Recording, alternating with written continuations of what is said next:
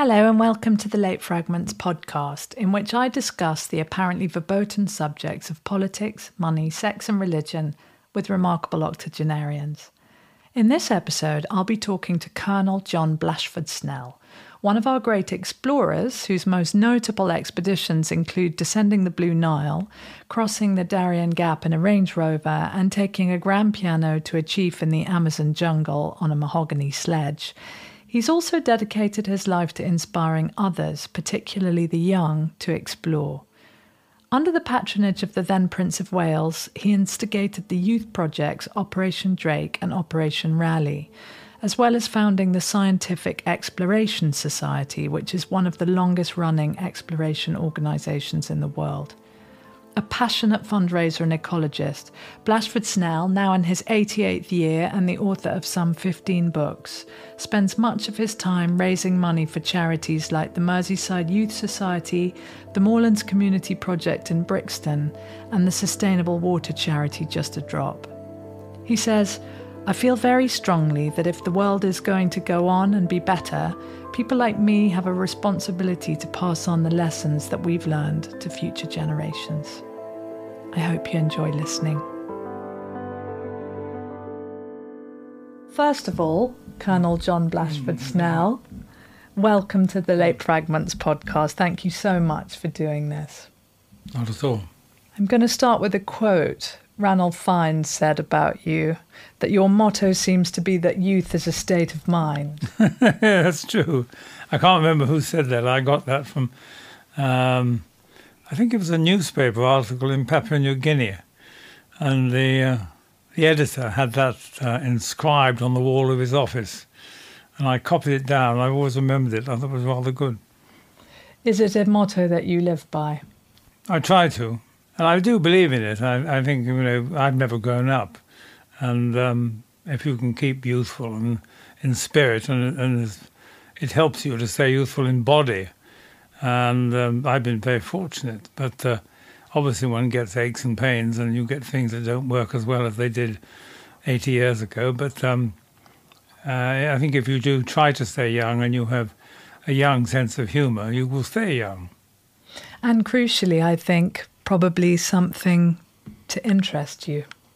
Yes, I think it's very important to have a job in life that you enjoy and hobbies that you enjoy and work that you enjoy in any way. And I've been very fortunate in that everything I've done in life I've enjoyed doing. Has it been conscious when you say, I have never grown up? Is that because the child in you won out over the grown-up? Well, I had an exceptionally good childhood. I was brought up in the war in a house filled with soldiers and sailors and airmen. And it was a vicarage. My father was an army chaplain and also the priest of this particular parish, although we didn't see much of him because he was away at the war. But my mother ran the show, and she virtually ran the parish with the aid of an overworked curate and the help of my grandmother and my godmother. And it was a house full of animals. My mother was a passionate animal lover, and we had every sort of animal you can think of. It was possible to have in England in those days, including a monkey. And we had guinea pigs, monkeys, rabbits, horses, sheep, cats galore, until they discovered I was allergic to cats. Then they had to all be found homes. Oh. My mother had 28 cats at one time. And so it was, in some ways it was an ideal condition, and there were lots of other children who loved to come and play with the animals. So it was rather like living in a zoo in a way. And of course there were all the adventures that were going on around us of German aeroplanes being shot down and occasional bombing raids, not very many where we lived, but there were occasional ones. And the vicarage was the headquarters of the local air raid precautionaries who were there in charge of safety, of making sure people's lights were turned out at night. And if any incendiary bombs dropped, they had to go out with a bucket of water and try and put them out. And on one occasion at least, a German prisoner was brought in from an aircraft that was shot down. I never forgot that scene. And I was actually sitting in, well, we used to call it my playroom at the back of the vicarage, and I heard the sound, that unmistakable sound I always recognised of Spitfires, that deep-throated Merlin engines. And I jumped up on a chair, looked out of the high window, and there was a German bomber coming away across the fields about a mile from us, followed by 2 Spitfires. And smoke was coming out of one of its engines, and it was obviously heading for the ground. And the Spitfires appeared to be just following it down. And it came down in a field. And, of course, straight away we heard the sort of ding, ding, ding, ding of fire engines. And what happened when that occurred, it didn't happen very often. My chums, my little gang, who were mostly the choir boys and choir girls of the church, would rush out and try and get to the wreck first and steal as many souvenirs as we could, which always got us into trouble. Anyway, on this occasion, we didn't get there, and I went down to the study where the warden on duty was already on the phone bringing up the local military.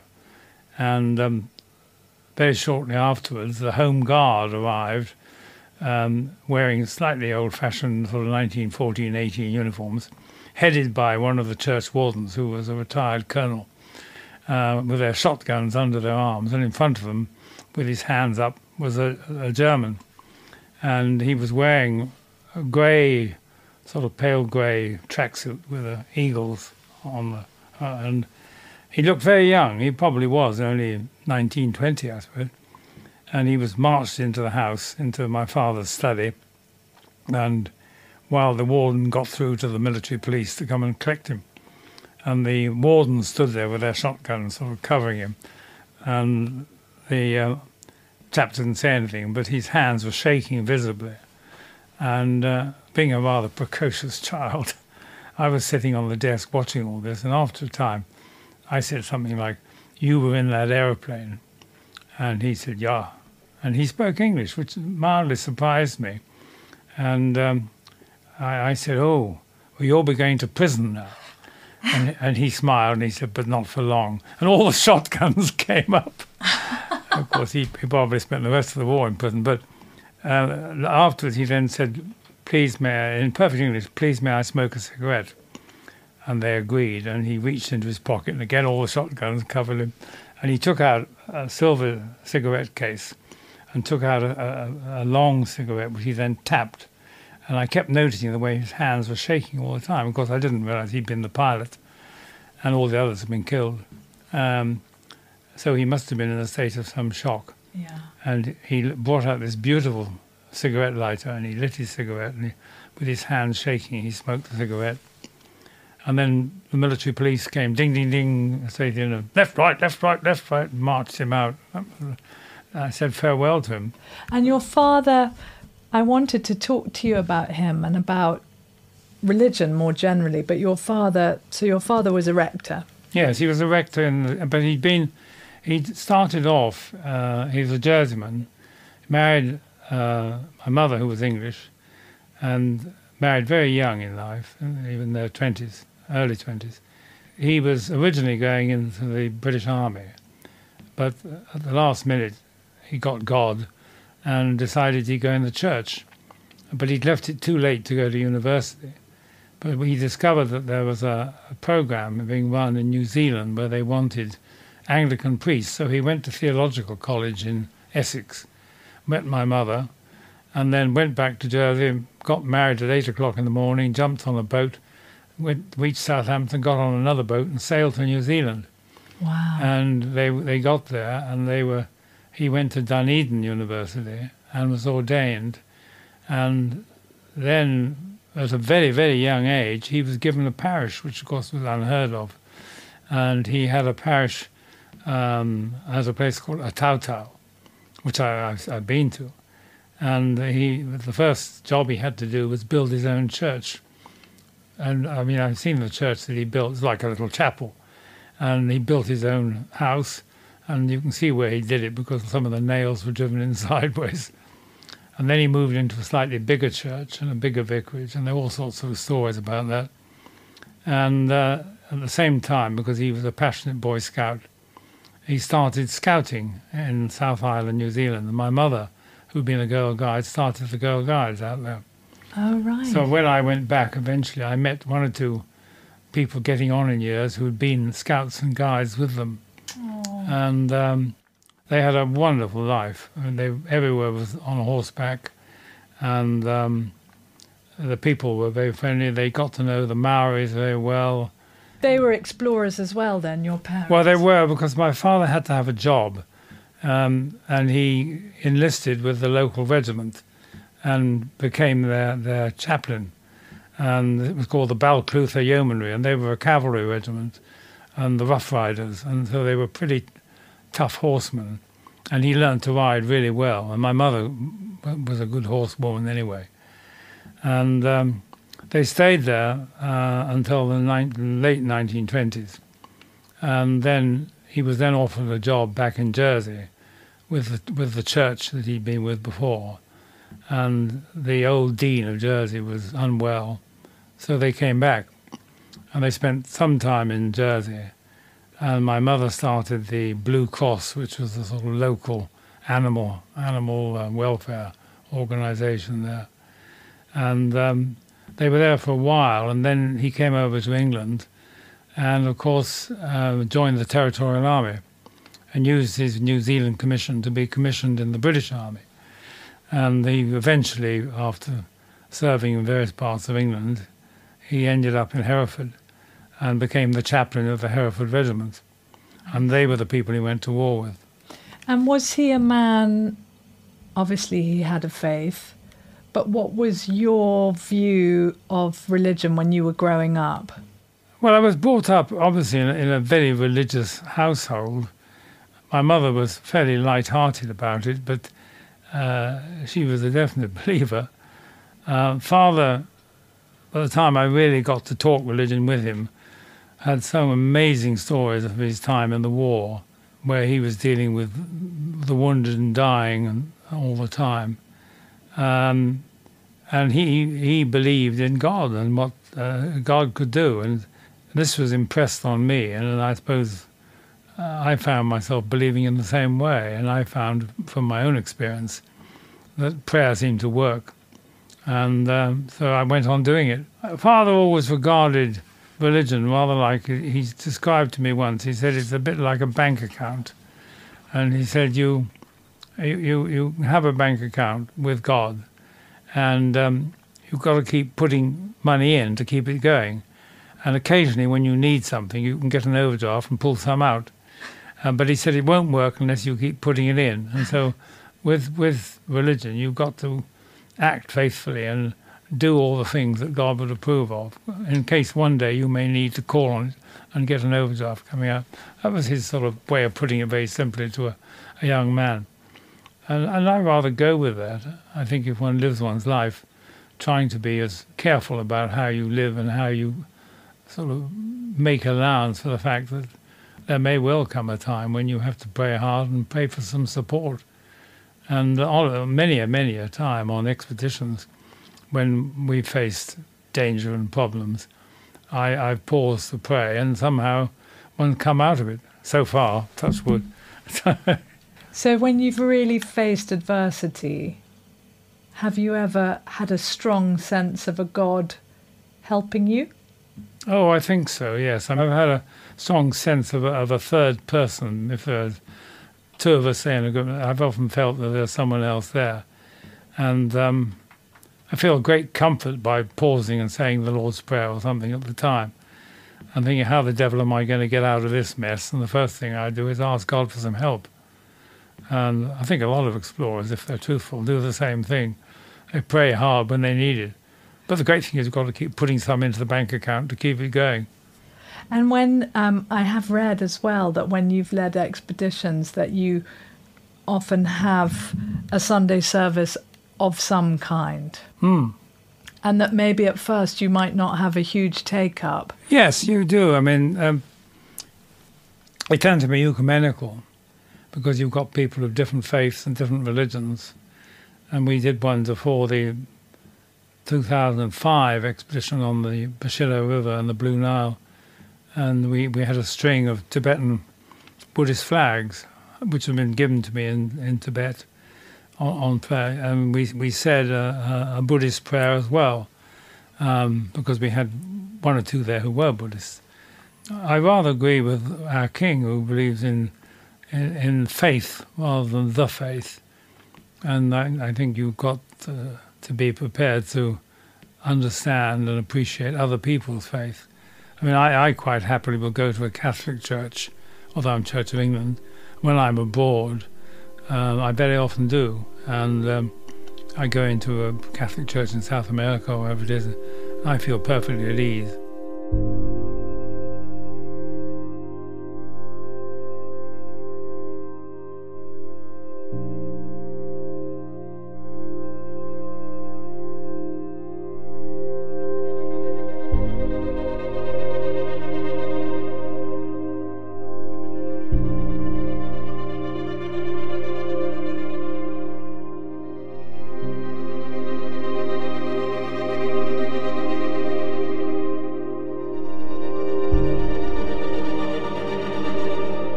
Does it make nearing the end of your life easier, having a faith? Well, I think it helps, certainly. I mean, I think the great thing is not to fear death, but to fear what you really worry about is how you're going to die.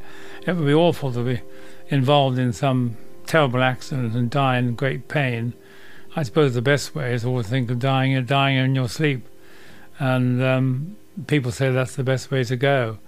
But on a number of occasions when I've had accidents or had near misses on expeditions, I've often thought afterwards, golly, that was lucky I got out of that. And what would have been happened if, for instance, the elephant had squashed me flat, or I'd ended up with broken back and broken ribs and so on, and died in agony. It's a great comfort, I think. You must have faced your mortality more often than most people, in terms of the risks you've taken. Well, one tries not to take risks, particularly if you've got other people with you. You don't want to put them at risk. And we've had relatively few people who died on expeditions. We one or two, but not many. And we've had some accidents, of course, but we've had very, very few deaths. I always said that when we went on the Congo, I took an army chaplain with me who happened to be an Olympic canoeist as well. That's handy. And I said, I'm taking you because if we have a death, you can take the service. I haven't got to do it. But once or twice when we've lost people and there hasn't been anyone to take the service, I've had to do it. And I carry a little army prayer book, which has got the appropriate service in it. Do you look at modern young and think how little they know of real hardship in that way?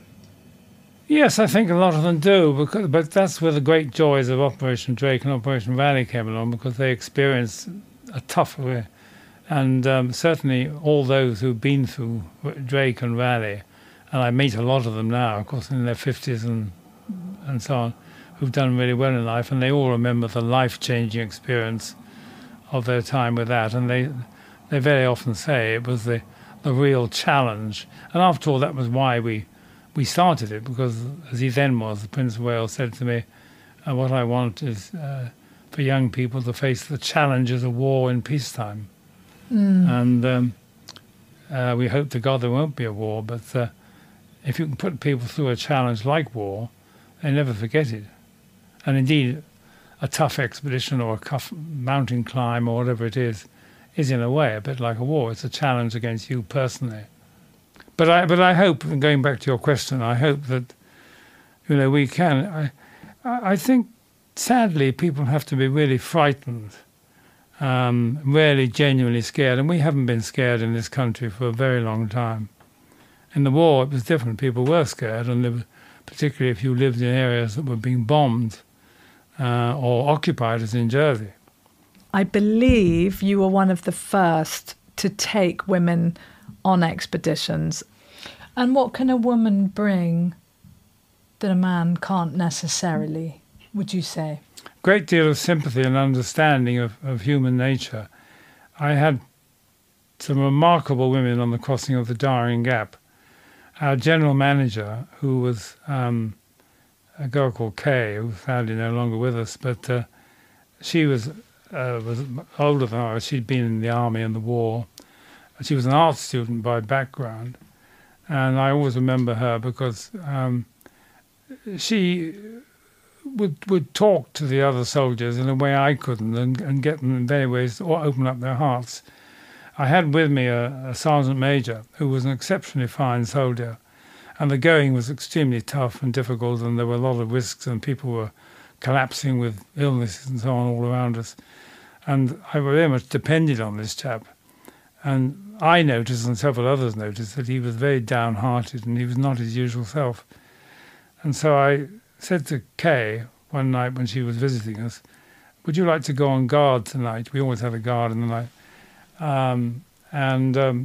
With Jim, and have a talk to him and just see if you can find out what's bugging him, because obviously something is, and he's not going to tell me. So she did. And the next day, walking through the jungle, she told me the story, and she said, "You don't know, but he's had a nasty letter from home from a chap he knows who alleges that his wife's having an affair with somebody. And, of course, it's a terrible, he can't do anything about it. He's here in the jungle, and it's completely destroyed his morale. And obviously he's threatening when he gets back to England, he's going to screw this chap's neck. But he can't do anything here, and he realises he's key to the success of this operation." So I said, "Well, I'm glad to hear that." So I immediately got a signal away to England, to the regiment, and said, "Please, could you look into this?" And they did, and they found out that his wife wasn't having an affair with anyone. What it was this chap who'd written him a letter wanted to have an affair with her, so he was trying to poison the atmosphere with this chap. And so I was able to take him aside myself and said, "I know you haven't told me, but I've heard about it. This is the truth."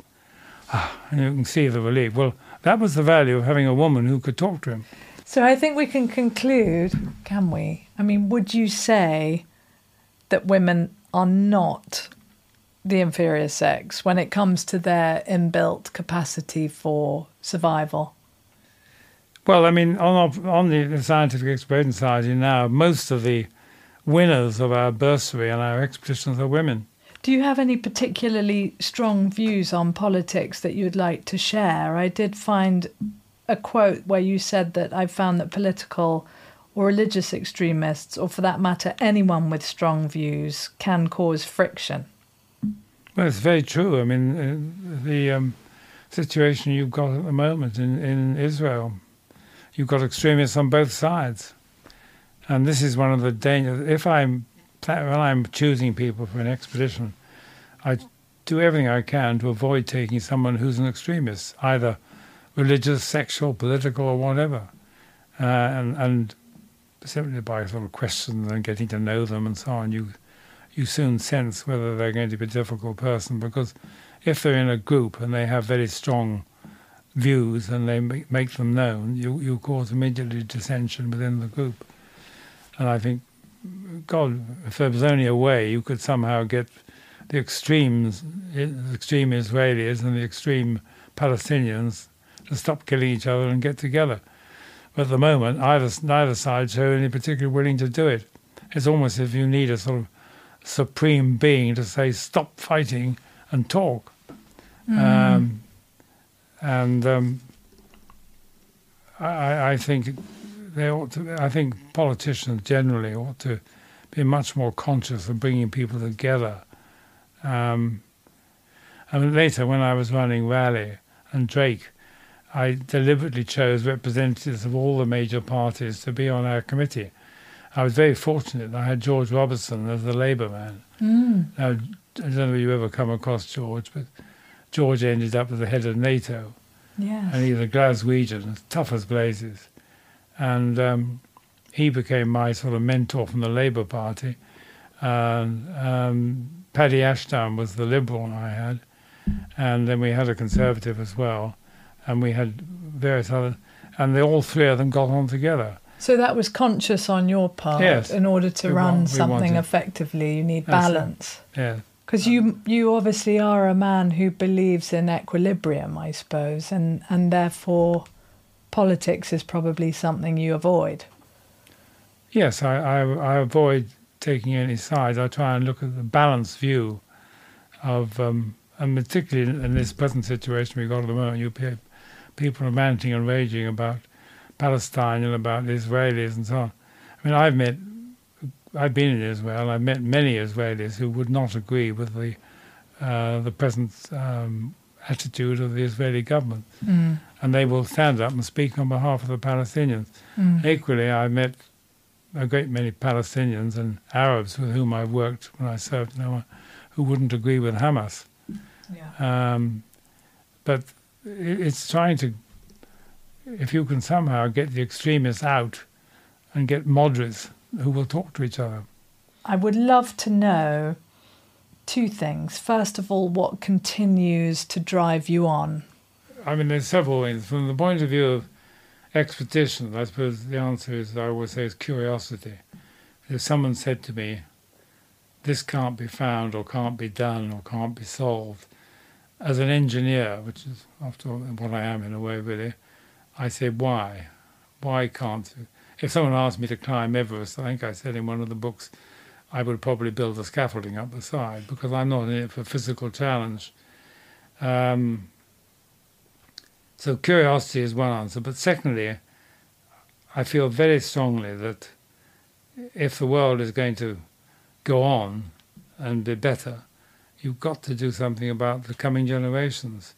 And you've got to pass on the lessons that you've learned to them. And the lessons at a particular time, of course, are very much involved with the environment. And that's, again, something I've become extremely conscious of as I've gone around the world, because I've seen the effect of global warming. And there's no point in saying it doesn't exist. It does. And I've seen glaciers that I've been back to time and time again and seeing how they're retreating, and the effect on weather, and the effect on weather on our crops, and the effect on crops on our health. And again, this is all part of passing the message on and trying to get young people to feel the same. And I'm very encouraged by talking to a lot of the young, as I did the other night in our gathering in London, that they are very conscious of this. And thank God they are, because the older generation will just go on destroying the earth.